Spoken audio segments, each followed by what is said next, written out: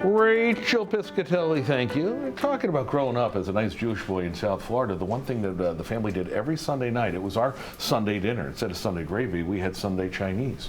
And these days, it's hard to find a good Chinese restaurant, period, let alone one that you go in and sit down. Well, Max Weiss here says, oh no, we've got one for you. A new restaurant down in Sono, Lazy Sister, which I'm going to ask you about the name in a second, of course, is the joint. It is old school dishes, really tried and true stuff, but man, it tastes good. We say hello to Max Weiss. Sabrina Yang is the chef. Nice to see you. Nice Welcome. All right, we're going to start, because you know that this appeals to us nice Jewish folks who did the Sunday dinner, because you can identify with that. But I didn't go to a place called Lazy Sister growing up. Where does the name come from? There's a few reasons for the name. First and foremost, I have two wonderful sisters, and you're going to tell us which one is lazy? Neither. No, okay.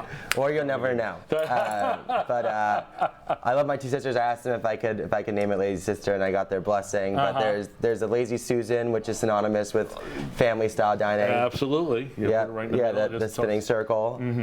So we want people to come in, feel like have their guard down, they can get lazy with us and have a family style meal. Kyle's going to get some pictures of the dishes right in front, because these are, and I've noticed this, and talk to me about this, chef. You see often a lot of dishes, old school dishes, that you try to modernize a bit. There's not really a lot of modernizing. This is classic done, right? So the two in the front, the classic sesame chicken and the shrimp. That's the honey walnut shrimp. Shrimp. This is what people know. I mean, if you look at a good menu, this is what they do. There's no sense in trying to modernize it, right? It's a classic. Absolutely. We're going to do something, and I love this dish because it involves, you think it's vegetarian because it's got tofu, but it also has meat in it. It's called what? Mapo tofu. Mapo tofu, which I actually just had it last week at a dish. What's Mapo mean? Mapo actually means grandma. So Does it's it kind of really? like grandma styles tofu. It's like a very comfort food. Go to work, because again, that kind of backs up the point of, these are your grandparents' dishes. These are old school that we're not going to mess with dishes. And it starts with a little slurry, right?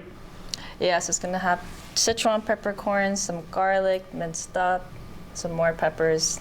And you can put really obviously spicy. cornstarch to really kick it in. Now, you just said the key words are really spicy. What kind of peppers? Traditionally, it's really spicy, so we use Sichuan peppercorns. Okay. It's grown in the same province. You're going to find that literally all throughout the cooking, all throughout the cuisine. All right, talk about the tofu that you're going to put in there right now. This is...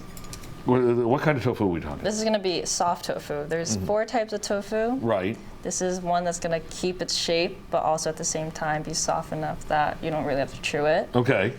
So it just goes down easily. It's going to go down. Okay, so what's the next step? You're going to put that in. It's all one pot dish, which is again is pretty traditional for Chinese cooking. But unlike most dishes, you think, okay, we're going to just stop with the vegetarian stuff, the tofu. You're going to add some ground beef, right? Yes, we're going to do some minced pork actually. Okay, even better. There's different variations. This variation is going to, give it some texture, not make it vegetarian anymore. Right, well, that's it. Obviously. Every time I've made tofu at home, it's because there was a reason for it. This is like, no, get the best of both worlds. And then you're just going to let it simmer.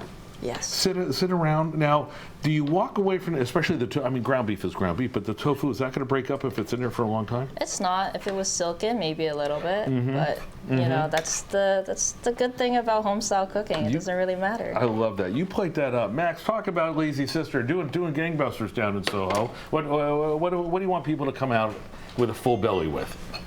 Well, we're doing, all kinds of Chinese food. Everything is, I'm calling it pan Chinese. So we have some American Chinese dishes. We have some Szechuan dishes like the mapo tofu. When you have like General's House chicken, that's not old school. That's something American. That's an American adaptation of Chinese food, which we're also serving. Yes. Serving all the classic American Chinese food, and then some hits from around China that people know and love, like the mapo tofu. Which I think is key, obviously, because you want everyone to be happy, and that includes, especially for the folks who don't know better, who don't want to go far off the reservation. They go, this is as good of a dish.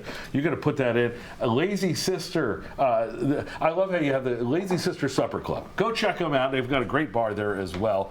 Down in South Norwalk, you can see Max, you see Chef Sabrina doing all old school. I'm going to eat this during the break.